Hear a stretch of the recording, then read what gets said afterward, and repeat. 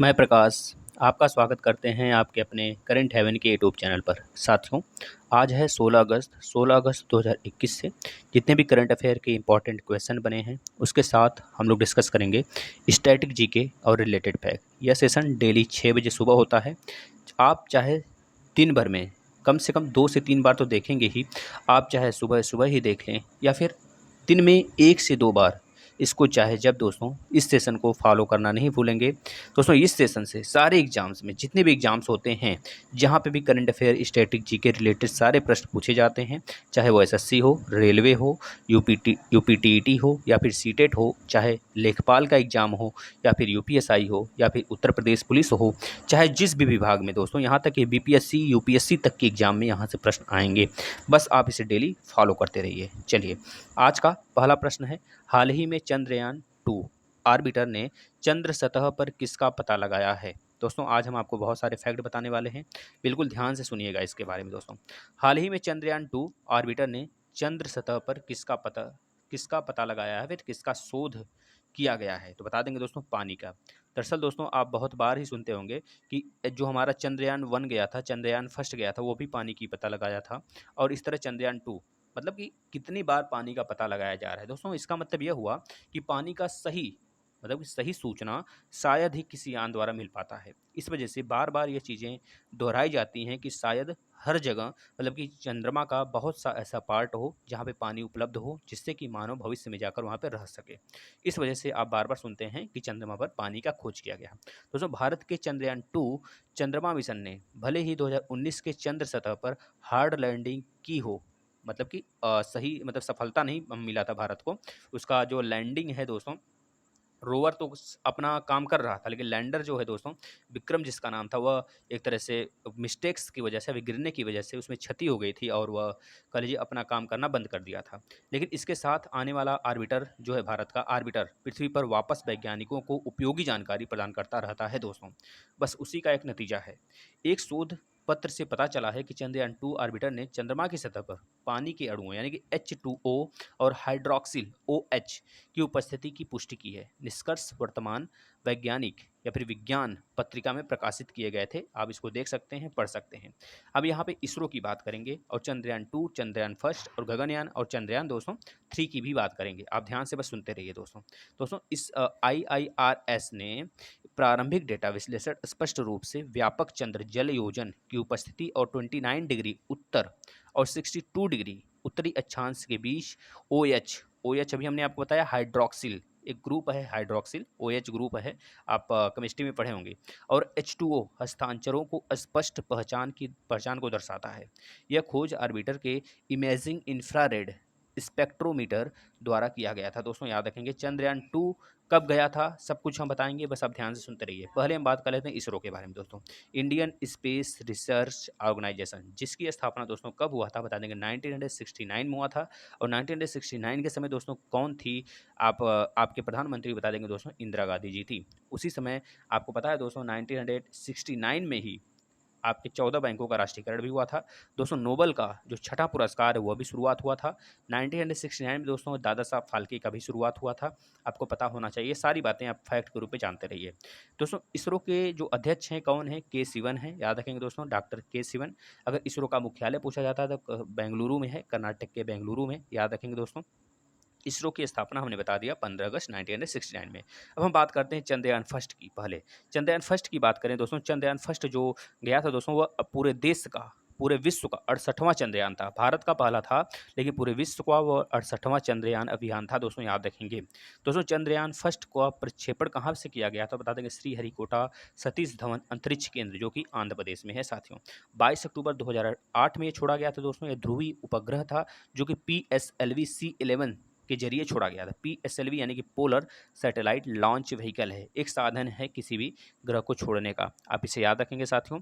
और सोवियत संघ 2 जनवरी 1959 में दोस्तों यह भेजा था, सोवियत संघ द्वारा कह लीजिए इसमें भारत का थोड़ा सा हेल्प किया था सोवियत संघ, ये बात याद रखेंगे। अब बात करते हैं दोस्तों चंद्रयान 2 की।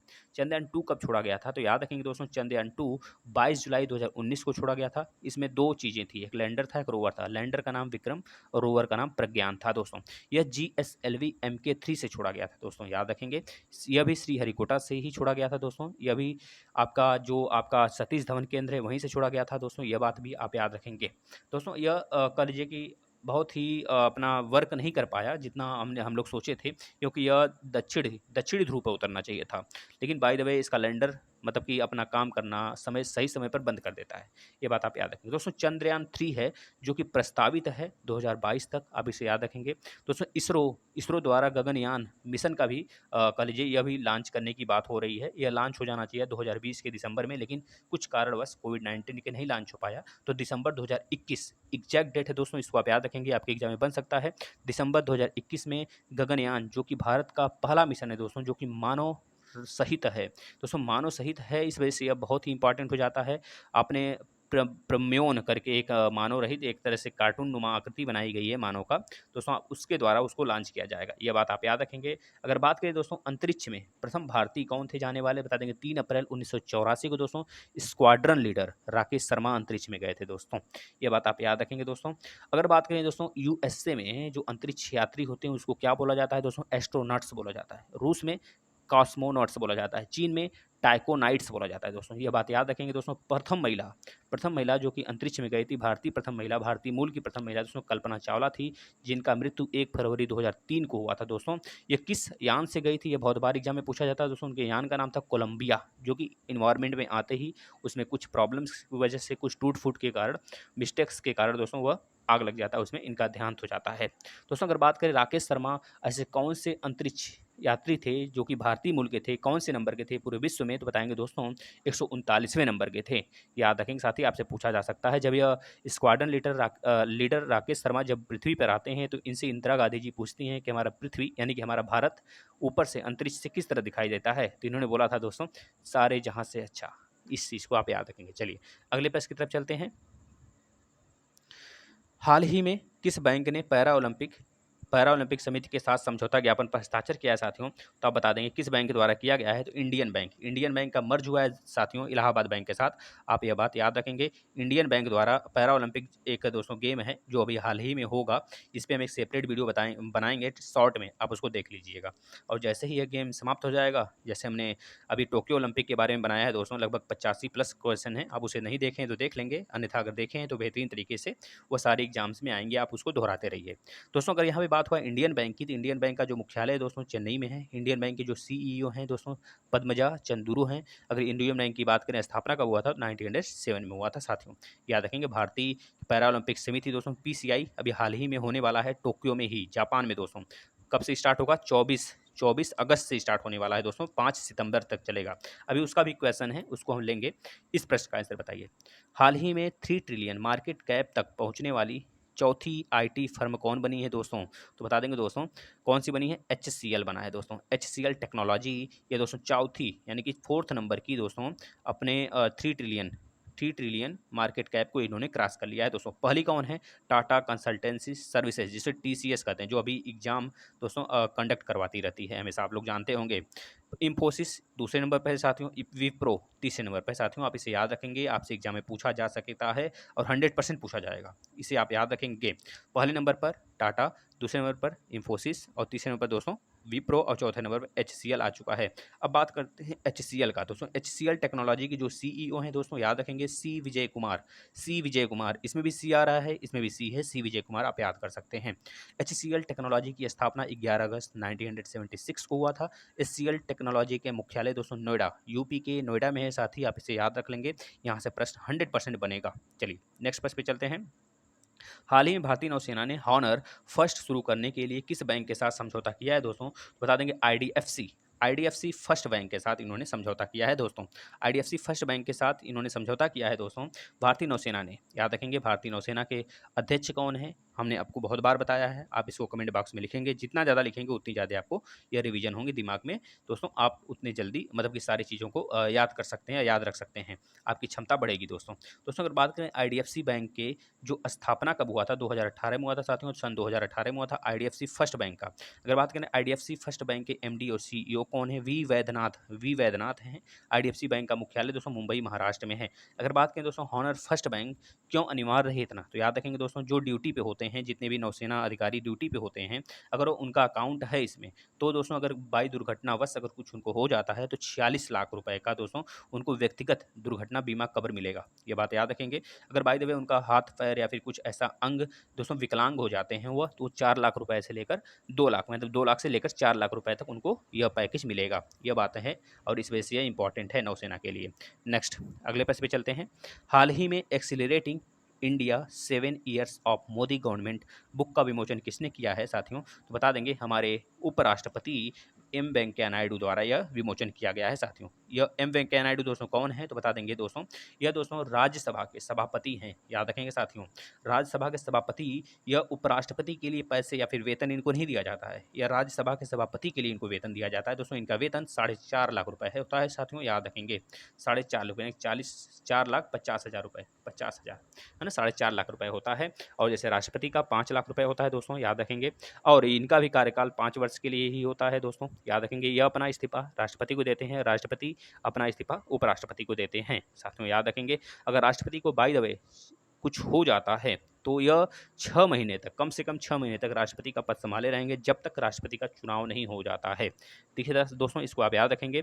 अगर बात करें दोस्तों कि जो आपके उपराष्ट्रपति हैं साथियों, पहले यह बात कर लेंगे, ये आपका कौन सा गणतंत्र दिवस था दोस्तों? 75वें, सॉरी स्वतंत्रता दिवस 75वें नंबर का था साथियों। उस उपलक्ष्य में इसका यह विमोचन किए हैं साथियों, याद रखेंगे। भारत स्वतंत्रता के 75 वर्ष मना रहा है, उसके उपलक्ष्य में आम आदमी के लिए सम्मानजनक जीवन की एक संवैधानिक प्रकृति के मूल्यांकन का यह दोस्तों समय है। इसमें सारी बातें, सारी चर्चाएं की गई हैं, वह सारी जो कि मोदी जी का 7 साल पूरा हो गया दोस्तों, सारी योजनाओं का, सारे संगठन का, सारे मापांक का जो जो कार्य किया गया है हमारे प्रधानमंत्री मोदी जी द्वारा। क्योंकि दोस्तों यह लाल किले से झंडा फहराने वाले 8वीं बार इन्होंने झंडा फहराया। सबसे ज़्यादा बार 17 बार दोस्तों जवाहरलाल नेहरू जी ने फहराया, 16 बार इंदिरा गांधी जी ने फहराया। आप इसे याद रखेंगे। यह 8 बार इनका दोस्तों, यह 8वीं बार यह फहराया झंडा, इसको आप याद रखेंगे। चलिए अगले प्रश्न पे चलते हैं दोस्तों। यह लाल किले से पहले फहराया गया है, अभी यह बात आप याद रखेंगे। इंडिया गेट से राष्ट्रपति गणतंत्र दिवस 26 जनवरी के दिन राष्ट्रपति झंडा फहराते हैं, लेकिन दोस्तों स्वतंत्रता दिवस के दिन प्रधानमंत्री झंडा फहराते हैं, आप याद रखेंगे। जो स्वतंत्रता दिवस होता है यह दोस्तों 15 अगस्त के दिन और लाल किले से झंडा फहराया जाता है प्रधानमंत्री जी द्वारा। और जो हमारा गणतंत्र दिवस होता है दोस्तों 26 जनवरी के दिन दोस्तों आपके इंडिया गेट से झंडा फहराया जाता है राष्ट्रपति जी द्वारा, आप इसे याद रखेंगे, भारत के राष्ट्रपति जी द्वारा।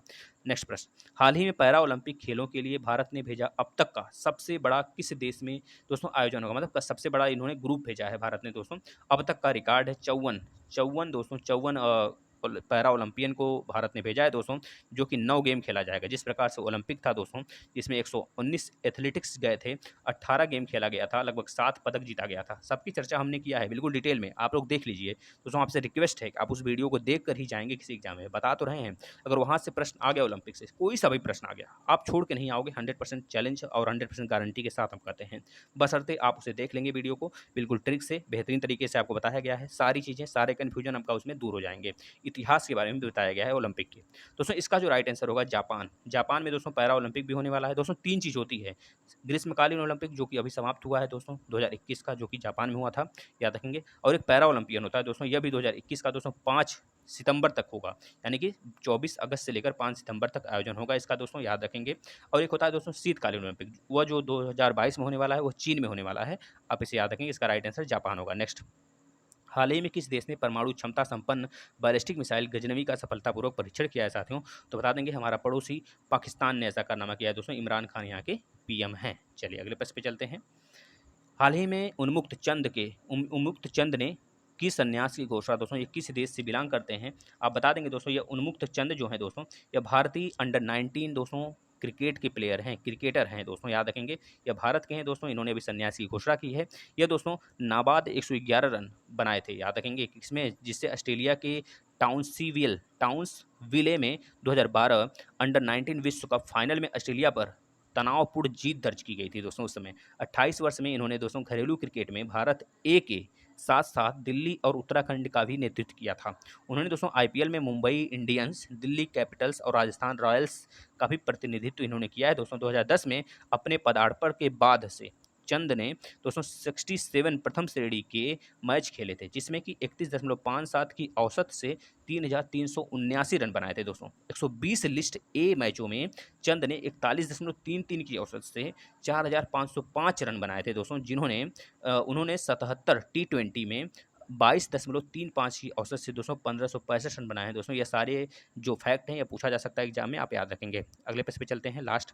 हाल ही में कृषि मंत्रियों की छुट्टी SCO बैठक छुट्टी है दोस्तों, मतलब कि छुट्टी का लीजिए, छुट्टी की SCO बैठक है दोस्त, छुट्टी है, 1 मिनट उसमें रुक जाइए। तो कृषि मंत्रियों की छठी बैठक है, छुट्टी नहीं दोस्तों, यहाँ पर छठी बैठक होना चाहिए, आप इसे छठी कर लेंगे। छठवीं बैठक है दोस्तों SCO का, SCO इसका हेडक्वार्टर कहाँ पे दोस्तों? संघाई कोऑपरेशन ऑर्गेनाइजेशन, इसका जो हेडक्वार्टर है दोस्तों कहाँ पर है? बीजिंग में है। संघाई से आप संघाई नहीं लगाएंगे, ये चीन में ही पड़ता है, संघाई भी और बीजिंग भी, लेकिन इसका हेडक्वार्टर बीजिंग में है दोस्तों, न कि संघाई में है। आप इसे याद रखेंगे, बीजिंग में है दोस्तों।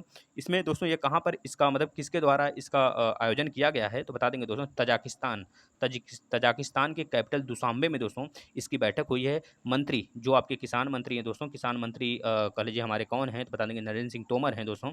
वह भारत सरकार द्वारा दोस्तों कह लीजिए कि कॉन्फ्रेंस किया गया है ना, कॉन्फ्रेंस के माध्यम से इसमें सारे मंत्रियों की बैठक हुई है, जितने इसके सदस्य देश हैं, याद रखेंगे साथियों। चलिए अगले प्रश्न पे चलते हैं। आज दोस्तों कल का प्रश्न जो आपसे पूछा गया था दोस्तों, इसका राइट आंसर आप बता देंगे। जो आपका क्वाड देश है, सारे क्वाड के बीच में दोस्तों क्वाड नेवी एक्सरसाइज होगा, भारत इसमें भी है, जापान है, ऑस्ट्रेलिया, USA है। चलिए अगले प्रश्न जो आपसे आज क्वेश्चन ऑफ द डे के रूप में पूछा गया दोस्तों, इसका राइट आंसर आप जरूर देंगे और बताएंगे दोस्तों वीडियो सेशन कैसा लगा, और ज़्यादा से ज़्यादा आप शेयर करेंगे जिससे कि और छात्र जुड़ सकें दोस्तों। अगर आपको वीडियो सेशन अच्छा लगता है तो आप ज़्यादा से ज़्यादा शेयर करिए दोस्तों। धन्यवाद मित्रों।